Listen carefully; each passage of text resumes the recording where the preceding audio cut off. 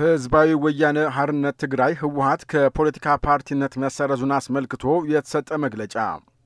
ህዝባዊ ወያነ ሓርነት ትግራይ ህወሓት በአመጻ ድርጊት በመሳተፉ ምክንያት ቦርዱ በአዋጅ ቁጥር 1112/2011 አንቀጽ 98 መሰረት ከፖለቲካ ፓርቲነት መሰረዙ የሚታወስ ነው። ይሁንና የፕሪቶሪያው ስምምነት ከተደረገ በኋላ የህወሓት ህጋዊ ሰውነት እንዲሰረዝ የተላለፈው ውሳኔ እንዲነሳ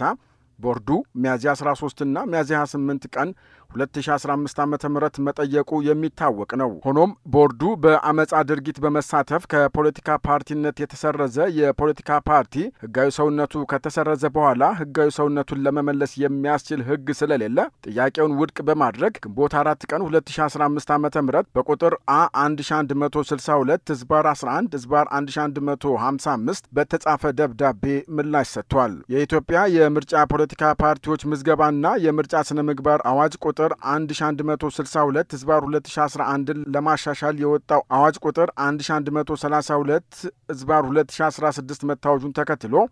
ህወሓት በአዋጁ መሰረት በልዩ ሁኔታ ፓርቲ ሆኖ ለመመዝገብ መቅረብ የሚገባቸው ሰነዶች በማያያዝ ባቀረበው ጥያቄ እንዲሁም ህወሓትን አስመልክቶ የፍትህ ሚኒስቴር በህግ በተሰጠው ስልጣን መሰረት ሰኔ 17 ቀን 2016 ዓመተ ምህረት በቁጥር ፍሚ 1/1345 በጻፈው ደብዳቤ መነሻ ህወሓትን ህጋዊ ሰውነት የሚያገኝበትን ህግ መሰረት በማድረግ ቦርዱ በማሻሻያ አዋጁ መሰረት ለፓርቲው በልዩ ሁኔታ መዝግቦ ነሐሴ 3 ቀን 2016 ዓመተ ምህረት ህጋዊ ሰውነት ማረጋገጫ ሰጥቷል። በዚህ መሰረት ህወሓት በአዋጅ ቁጥር 1132/2016 ይህን ተከትሎ በወጣው መመሪያ ቁጥር 25/2016 እና ቦርዱ ምዝገባውን ተከትሎ እንዲፈጽም የተሰጠው ትዕዛዝ ባለማክበሩ ቦርዱ በተለያየ ጊዜ ማሳሰቢያ ቢሰጥም ፓርቲው ግን በህግ የተጣለበትን ግዴታ አልፈጸመም። እዚህም ላይ በአዋጅ ቁጥር 1332/2016 መሰረት የፓርቲውን ህጋዊነት የሚያረጋግጠውና ፓርቲው በወቅቱ አምኖበትና ተስማምቶ ከቦርዱ የተቀበለውን የፖለቲካ ፓርቲዎች ህጋዊ ሰውነት ማረጋገጫ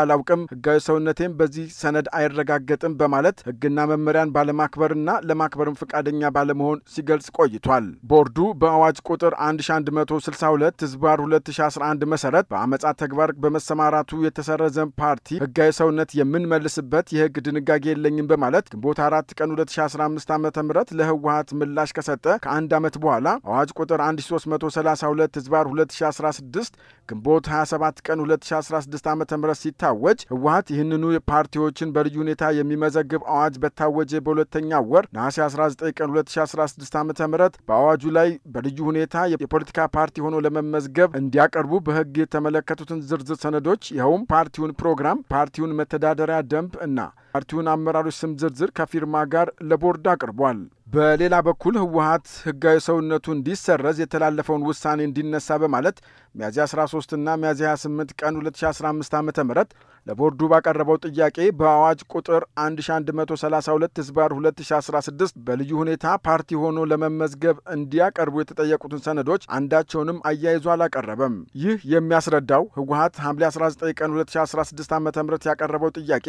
ሚያዝያ 13 እና ሚያዝያ 28 ቀን 2015 ዓመተ ምህረት ካቀረበው ጥያቄ በተለየ መልኩ በአዋጅ ቁጥር 1332/2016 መሰረት በልዩ ሁኔታ ፓርቲ ሆኖ ለመመዝገብ እንዲያቀርብ ህጉ በሚጠይቀው መሰረት የፖለቲካ ፓርቲ ምዝገባ ጥያቄ ማቅረቡን ነው። ህወሓት ሐምሌ 19 ቀን 2016 ዓመተ ምህረት ጥያቄውን ሲያቀርብ አዋጅ ቁጥር 1332/2016 ታውጆ ለህዝብ በይፋ ተገልጾ በስራ ላይ ከዋለ 2 ወር ካለፈ በኋላ ሲሆን በዚህም ወቅት የአዋጁ ዓላማ አፈጻጸምና በአዋጁ መሰረት በልዩ ሁኔታ ፓርቲ ሆኖ የመመዝገብ ሂደት በግልጽ የታወቀ በመሆኑ ህወሓት ይህንኑ ለህዝብ ይፋ የሆነውን አዋጅ ዓላማና አፈጻጸም በግልጽ በማወቅና በመረዳት በአዋጁ ላይ የተመለከቱትን ሰነዶች አያይዞ በማቅረብ በአዋጅ የተጠየቀውን የምዝገባ ስርዓት በመፈጸም ምዝገባው ተከናውኗል። ከሁሉም በላይ ህወሓት ሐምሌ 19 ቀን 2016 ዓመተ ምህረት በጻፈው ደብዳቤ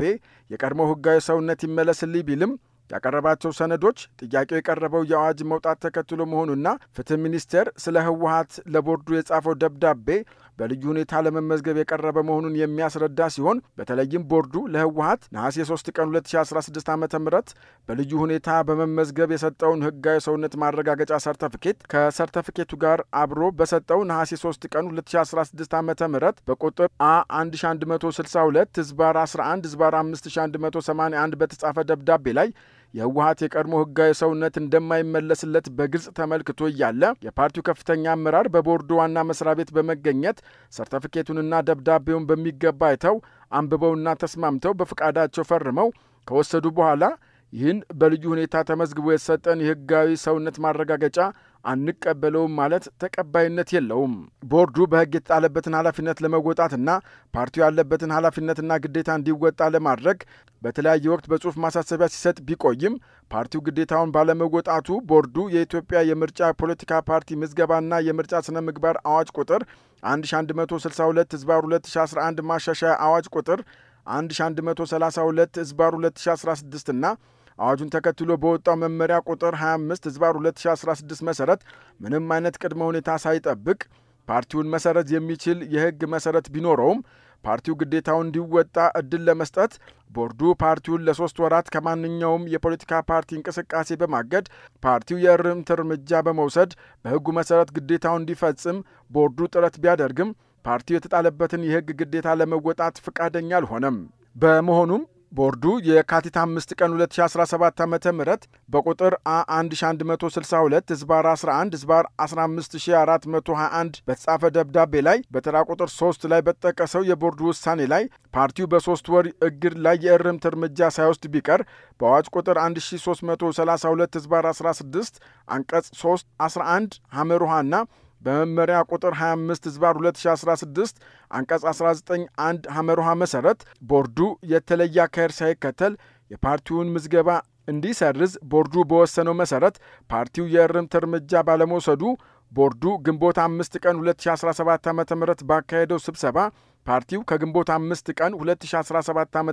ጀምሮ ከፖለቲካ ፓርቲነት የተሰረዘ መሆኑን ወስኗል። ይህም ውሳኔ ለህወሓት ለፍትህ ሚኒስቴር በጽሁፍ እንዲደርስ ለህዝብ ይፋ እንዲደረግና የፓርቲው መሰረዝ ውጤት በተመለከተ የአዋጅ ቁጥር 1162/2011 አንቀጽ 99 እንደ አግባብነቱ በህወሓትና በአመራሮቹ ላይ እንዲፈጸም ቦርዱ ወስኗል። የኢትዮጵያ ብሔራዊ ምርጫ ቦርድ ግንቦት 6 ቀን 2017 ዓ.ም አዲስ አበባ